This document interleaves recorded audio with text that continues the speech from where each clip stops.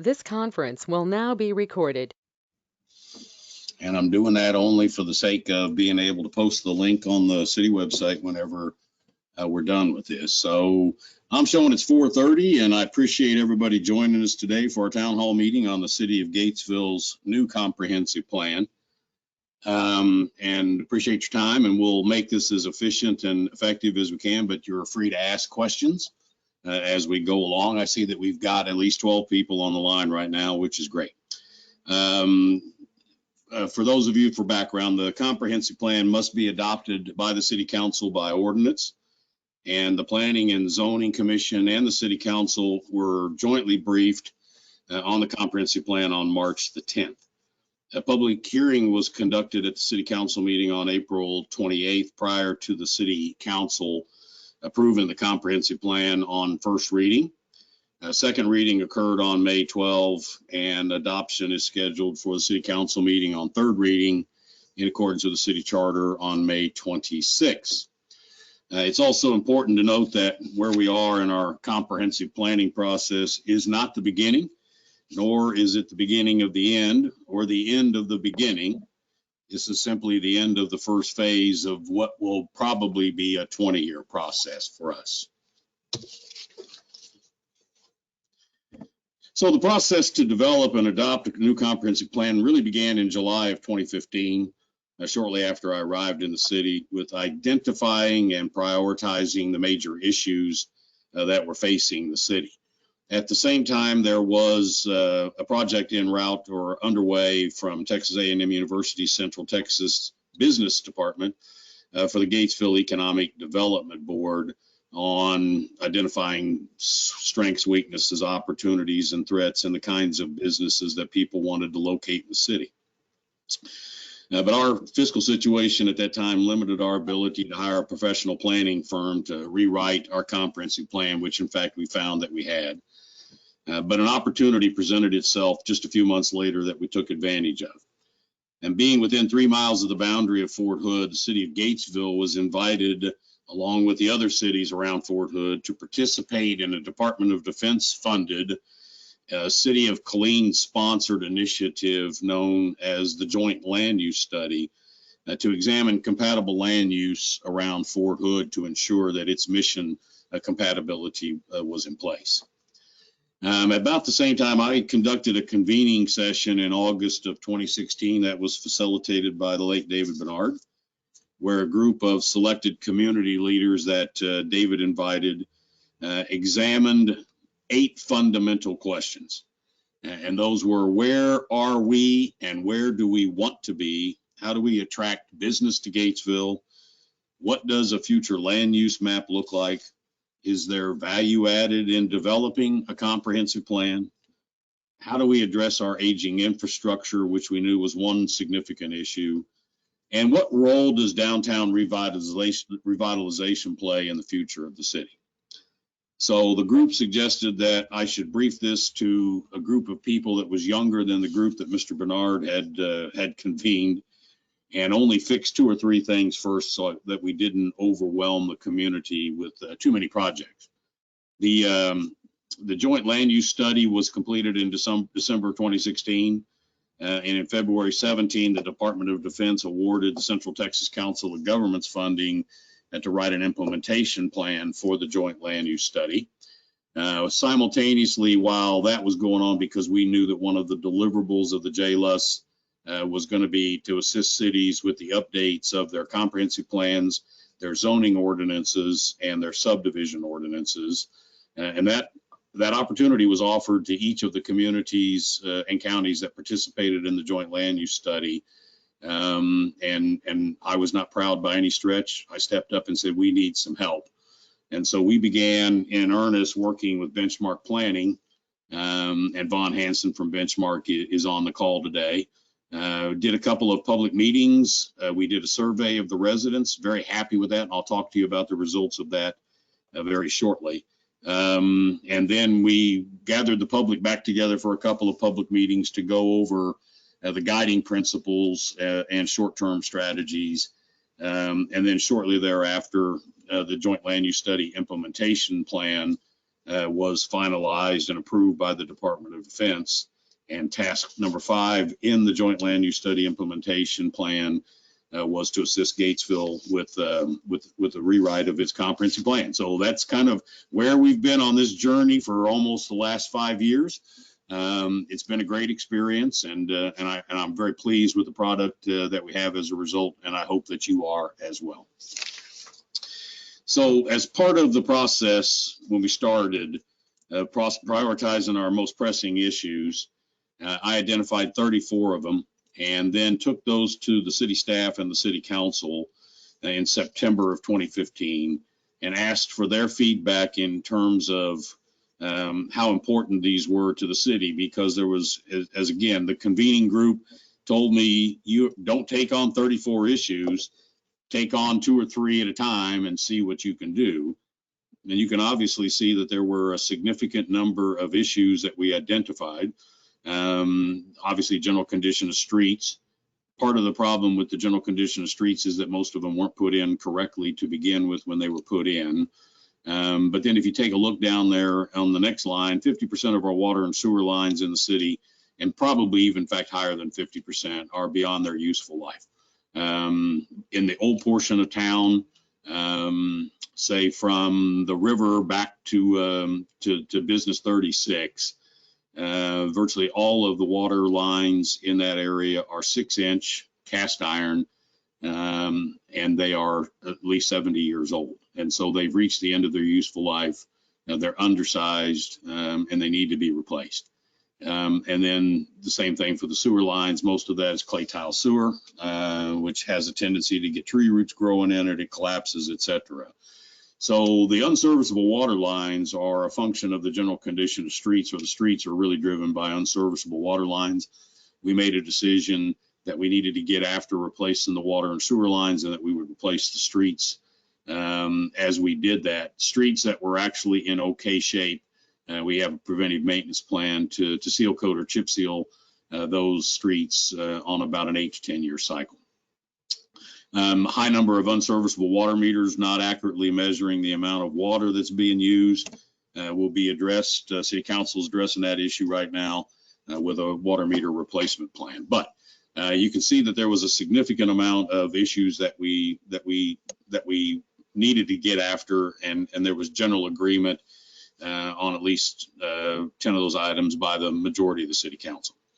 So we began to address them, but it quickly became obvious that we needed kind of a comprehensive plan to kind of guide us through the process, to get us where we needed to be. So we kind of knew where we were, but the comprehensive plan would tell us definitively where we were, and then kind of give us a vision and a path on the most efficient and effective way to move forward. So when the Department of Defense funded the Joint Land Use Study Implementation Plan, with the sponsorship of the Central Texas Council of Governments, the opportunity presented itself. And if we move then to complete the comprehensive planning process with staff time, truthfully, as the only cost. And so our need for a comprehensive plan fit within the goals and recommendations of the Fort Hood Joint Land Use Study. Benchmark Planning, who prepared the Fort Hood JLUS and its implementation plan, worked with the city of Gatesville and our staff from the very start to get us to the point where we are today. Benchmark's principal author of our plan, Von Hansen, has become a very familiar face in Gatesville at council and planning and zoning meetings, and I've asked him, and he has agreed to join us for this town hall meeting to answer any questions that I may not be able to. So before we begin a brief review of the plan's contents, I'll ask Von if he has any comments he'd like to make before we begin. Just really to say it's been a really good experience working with the city of Gatesville. I'm glad we got the opportunity through the joint land use study process to get the city's comprehensive plan on the way to getting updated, and hope everything keeps moving forward as well as it has been. Great. Yep. I appreciate that, Vaughn. Okay, so in this town hall meeting, we'll cover the final draft of our first comprehensive plan since the council approved the last one in 1970. And we do have copies of the 1970 comprehensive plan for anybody who would like to look at it. Our current comprehensive plan is, or this new comprehensive plan is organized into 7 chapters, and we'll briefly address each of those. Some cities' comprehensive plans will have more chapters. Some of them will have fewer chapters. But this is the generally accepted standard template for a comprehensive plan for a municipality. So a comprehensive plan aligns goals and strategies. It informs but does not replace other policies and plans, such as the city's zoning ordinance. The comprehensive plan does not replace that. It just informs the zoning ordinance and other master plans, which I'll talk about at the end of the briefing, which will go into significantly more detail than a comprehensive plan, which essentially sets the vision. It becomes a resource for city staff and elected officials during budget preparation. It informs potential developers and landowners where the city is interested in future development. And it guides the city staff and me in identifying infrastructure that is needed to support future development. Again, we undertake this effort under the provisions of Texas Local Government Code, Chapter 213, which says the governing body may in fact adopt by ordinance a comprehensive plan to guide the development of the city, and that in fact it can be adopted following a hearing at which the public is given the opportunity to give testimony and present written evidence, and a review by the municipality's Planning and Zoning Commission, which in fact has occurred. And again, this came at a very low cost to the city of Gatesville, and it's great. But there is still an opportunity for you to provide comments, suggestions, and feedback, and I'll discuss how to do that at the end of the town hall meeting. So let's get into the chapters, and I'll go through a very brief overview of each of them with key bullets listed on the side.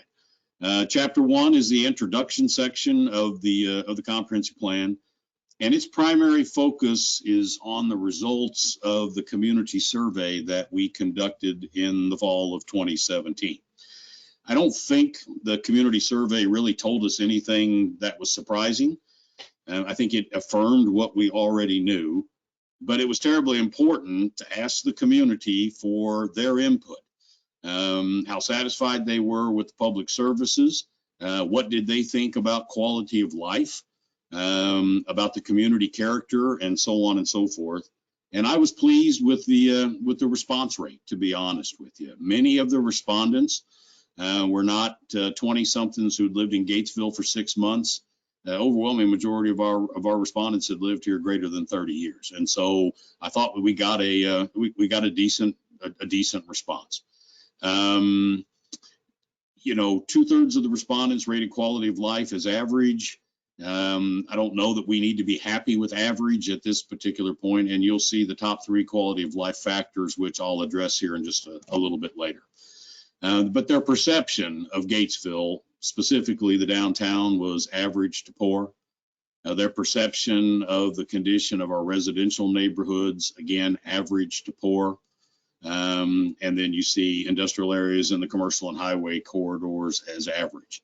And that's borne out by survey data that we'll address that's really talked about in Chapter 2. But again, I don't think there's anything there that's earth-shattering. I think most of us knew that already.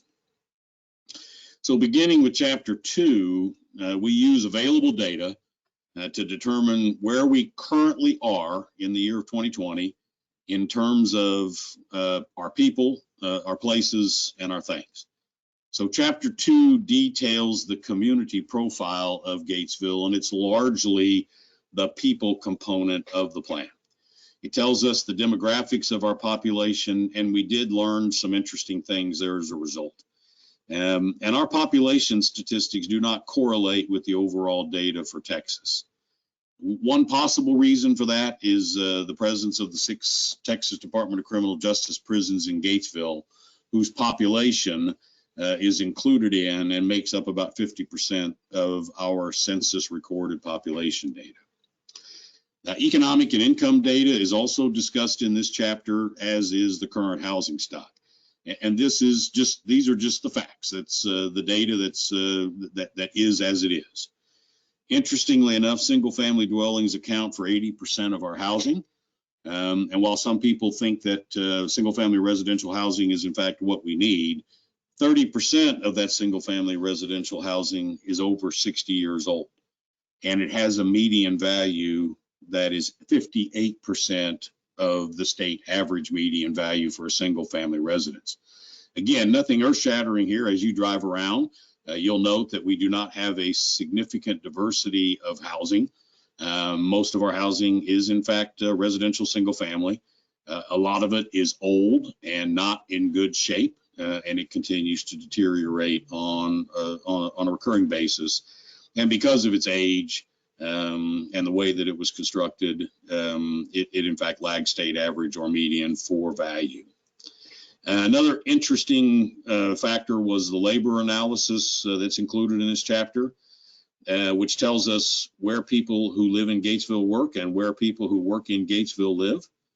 And the data told us that a very large percentage of our population does not work in Gatesville, which says that we don't have the kind of jobs in Gatesville that people who live here want to work at. And so that's one thing to keep in the back of our mind. Again, there's really no real surprises in terms of the data. We are what we are, and we all need to think of where we want to be 20 years from now in terms of our population and housing and economic profile.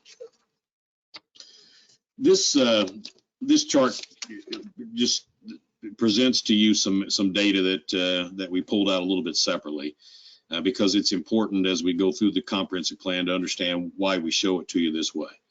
There are 4 census tracts that cover Gatesville and the surrounding areas, and those are indicated down there in the map on the lower right-hand side of the slide.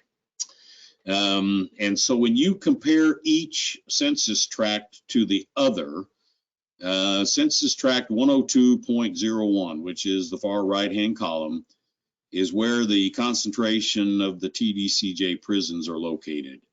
And you'll see a significant divergence in the data that is resident or is present in that specific census tract.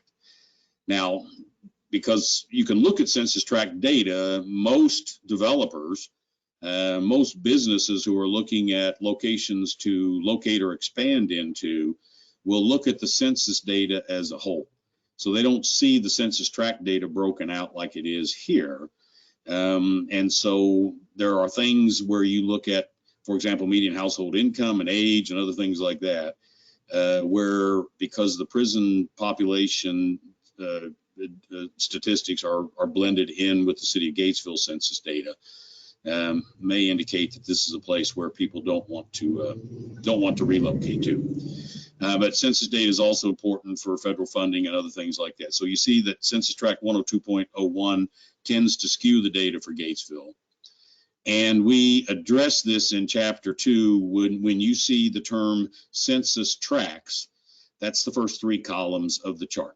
The census tracts are the non-institutionalized portion of our population for the most part. Now, we can't exclude the prisons from our census data, and that requires us to paint a more accurate depiction of the city's demographics when looking at economic and community development in the future. Now, this chart was extracted from the comprehensive plan in chapter 2, and you won't see all the black arrows on the chart in the comprehensive plan, but the ones that I've added here, because this depicts another aspect of the large TDCJ presence in Gatesville.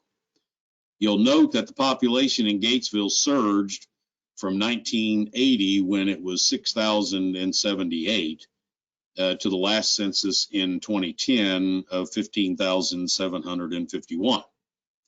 So you would say, well, golly, Gatesville was a rapid growing community, just like Pflugerville and New Braunfels and San Marcos, etc. However, when you overlay the year that a specific prison was established in Gatesville, you'll see that while there was a 250% increase in our population over that 20-year period, much of that is attributable to an increase in the population of incarcerated offenders. We believe that the decline from 2010 to 2017 is simply an error. The annual American Community Survey only samples a small number of households in any given year, and then they extrapolate that data to arrive at their projections. And we believe that this will be corrected in the 2020 census. And again, for that reason, it's another good reason why our participation needs to be at 100%. Last check, we were in about the 58% completion rate for our census, but again, it's terribly important, and I would ask anybody if you're on the town hall here and you've not completed your census form, I would ask you to please do that and encourage your friends and neighbors to do so as well. Chapter 3 describes the current inventory and the condition of city infrastructure, as well as other public entities in the city, such as the hospital and the school district. And again, this is a function of where we are today. And one of the things that is noted in the plan is that where we're at today, our Parks and Rec has got a fairly significant aging set of infrastructure in terms of equipment, et cetera, that really truthfully needs to be refurbished. And if you think about it for a second, our two parks and our great parks, Fauntleroy Park and Raby Park, are located in what used to be kind of the center of the city years ago. But as the city expanded out along Highway 36 and Highway 84, we had a lot of residential development go in with no public parks in that area. And so we believe that one of the findings of the comprehensive plan will be for us to engage in the development of a Parks and Recreation master plan, which to the best of our knowledge, we've never done. And it talks a little bit about some of the viability of recruiting volunteers for the volunteer fire department. And what people don't understand is that a full-time regular fire department would cost the city in the neighborhood of $1 million a year. And that in order for us to generate the funding to support a full-time professional firefighting force, that would have to come from property taxes. And relatively speaking, our property taxes in Gatesville are fairly low, but that's one of the things that we need to look at. Again, as more people that live in Gatesville don't work in Gatesville, the ability to recruit them to be a volunteer firefighter is an exceedingly large challenge. Chapter 4, the environment, highlights the constraints of the Leon River on development within the city, because the river does traverse a big portion of the city and therefore creates flood-prone areas. And it also discusses the role that soils in our area play with regards to future development. Specifically, if in fact the soil will not accommodate the use of septic tanks or on-site sewage facilities, then in order to facilitate development outside of the existing city limits and extend those into areas that we thought were prime for development for either residential or commercial, then we would have to consider how we would extend sewer services into those areas to be able to accommodate that. So again, this is useful information for the city staff and the city council as we look to the future. Where do we have infrastructure to be able to support significant residential or commercial development in the future?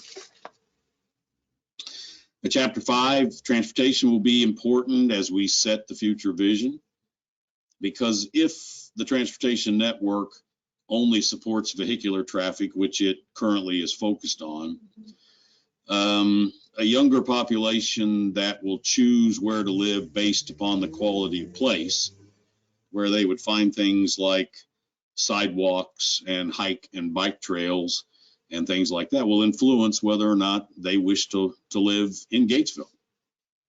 So you can have great city, you can have great schools, but if you don't have the quality of place kind of things, and the only way that you can get from point A to point B is in a car, may not attract a future population that we're looking to try to attract. As the city is not a member of a metropolitan planning organization, which is a governmental function normally run by the Council of Government, and those are normally associated with the presence of interstate highways, which we do not have in Gatesville.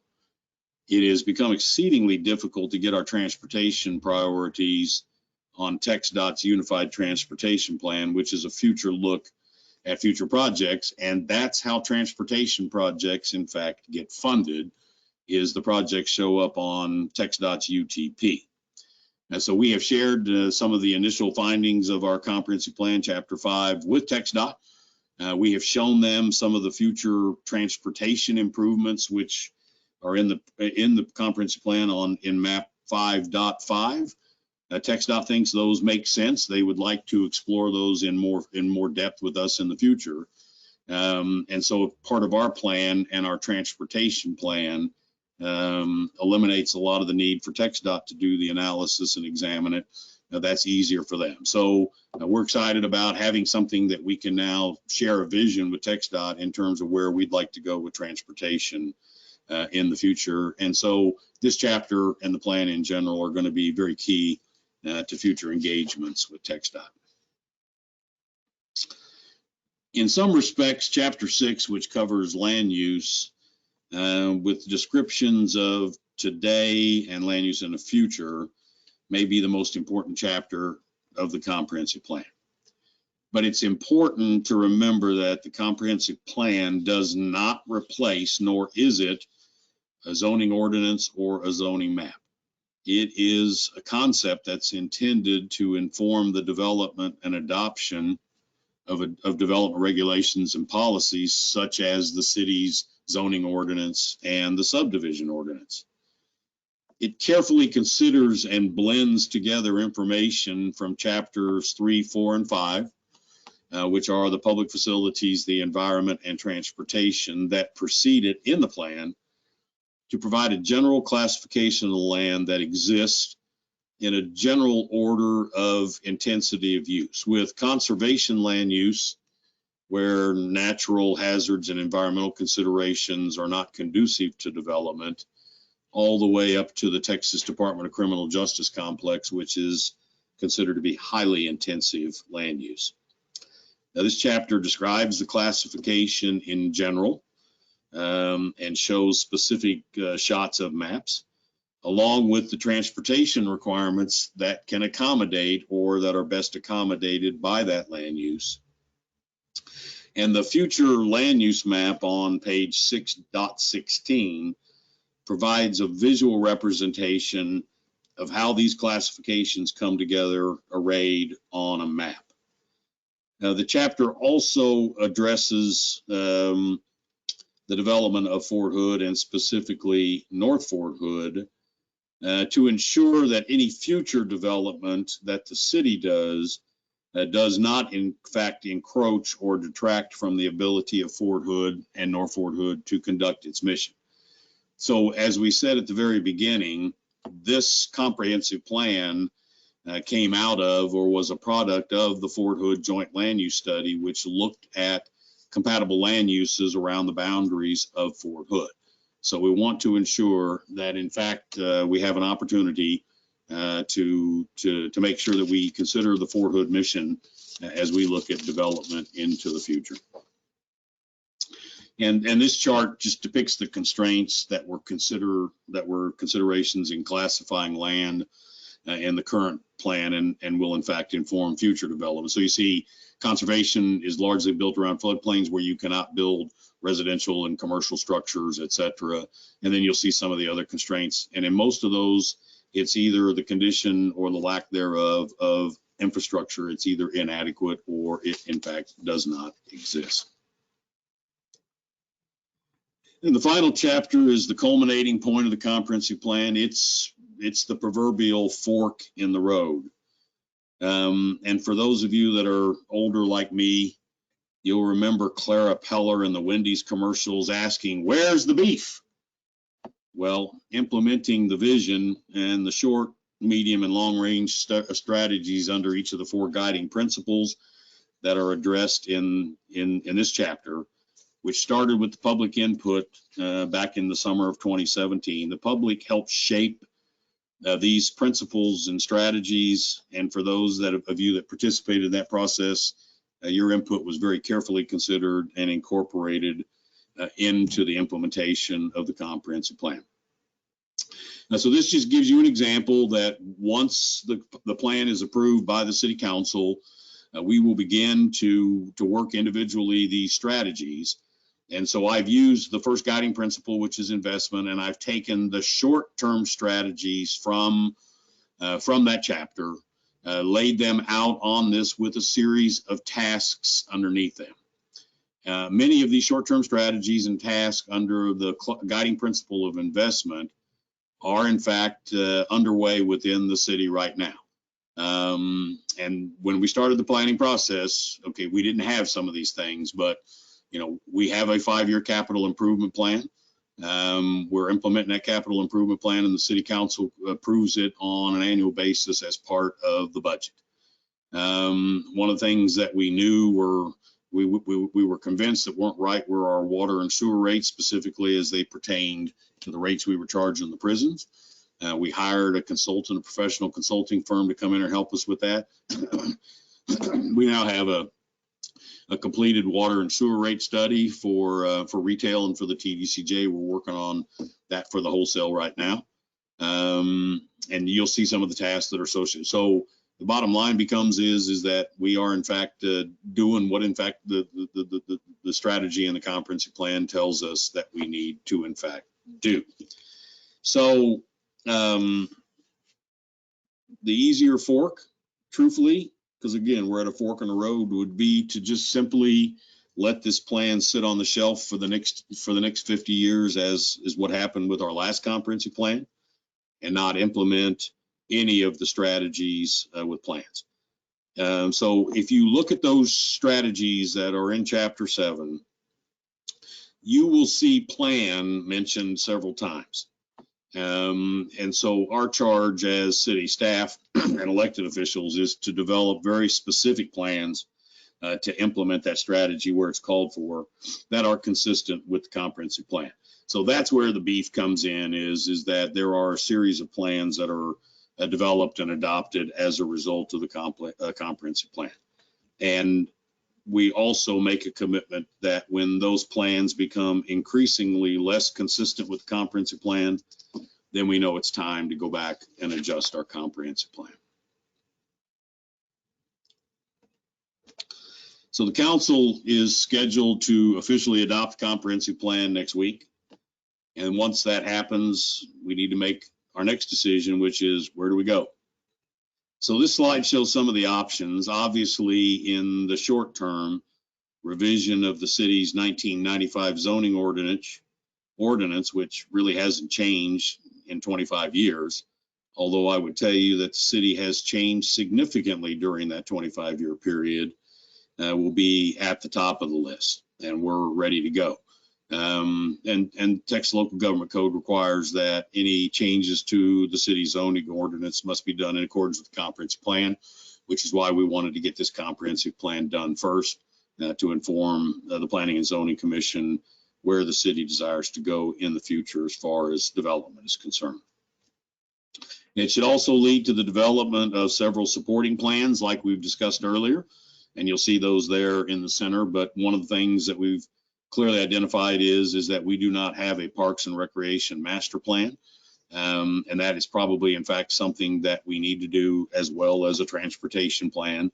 And we don't need to do all these at the same time. We don't need to do them all immediately, but I would anticipate that there will be a significant number of supporting plans based upon the vision and the comprehensive plan to be developed as we go along. And I think we also need to decide what the pace is going to be. You finish reading the comprehensive plan, you say, okay, got it. I know where we're going, or where at least we want to be in 2040. And there'll be a tendency for some of us to say, well, let's get there as fast as we can. And honestly, we can now be, I think, more selective as opposed to jumping on the first opportunity for development. But we'll need to ask ourselves, is that opportunity consistent with what our comprehensive plan says we want to be 20 years into the future? All the time recognizing that Gatesville's got a very unique culture and heritage, and that has got to be preserved. And the comprehensive plan focuses on retaining that culture and heritage even as we grow. So there is still time to provide your feedback and comments, either in writing or by email, as shown on the screen. Again, this is just the beginning of the process. It's a living process. So comments that are submitted even after the plan has been adopted by the city council, will be considered as we do our periodic reviews of the plan. And as opportunities present themselves or situations arise that we had not anticipated, the comprehensive plan provides a guiding vision to help address those opportunities and challenges in a proactive as opposed to reactive fashion. And it'll dictate or direct us that whether we need to make changes to the comprehensive plan, and we should not be afraid to do so. So that's a brief overview of the city's comprehensive plan and concludes what I really wanted to talk about at this particular point. So before I get to anybody that's dialed in, I'll ask Vaughn Hansen from Benchmark if he has any closing comments he'd like to make at this point. I think you did a really good job taking 170 pages worth of information and recommendations and boiling it down to a nice 30-minute presentation, Bill. Thank you. Appreciate that. I've had a lot of practice at this. So I see that we've got 11 people still on the line at this particular point. That probably includes Vaughn and I, so at least 9. Is there anybody out there that, you know, I mean, if you've not read the plan, I encourage you to go take a look at it. It's certainly pretty by all stretches of the imagination. But if anybody's got any questions, I'll try to answer them. And if not, Vaughn's here that he can answer them for as well if you've got any questions or comments. I'll start with Mayor Pro Tem Rayner. Ma'am, do you have anything? No, I don't, but I appreciate all the work that's been done by you and by Vaughn, and I think it's a good product that we can work with for the next 20 years. You know, not more than that. We need to look at it sooner than that next time. I agree. Yeah, I think we all agree at this particular point. Mm-hmm. Anybody else have anything they'd like to add before we kind of close this down? A copy of this recording will be placed on the city website. Hopefully, and it takes a little bit of time to get it downloaded from the GoToMeeting website, but we'll place the link on there either tonight or tomorrow morning first thing, so you can go back and review it if in fact you want to do so, and tell your friends and neighbors that if they weren't able to participate in this public town hall meeting, that they can go back and at least watch the recorded version, which will be available on the city website. And again, council will consider this on third and final reading for adoption on Tuesday night. We will conduct one final public hearing before the council takes action, and we'll consider any of the comments, or ask council to consider any of the comments that have been made on the plan up until that point. So unless somebody has got something, that concludes today's town hall meeting. I appreciate your participation and look forward to your continued participation in the comprehensive plan process as we go along. So thanks, and I'm going to sign off at this particular point. Thanks for your participation.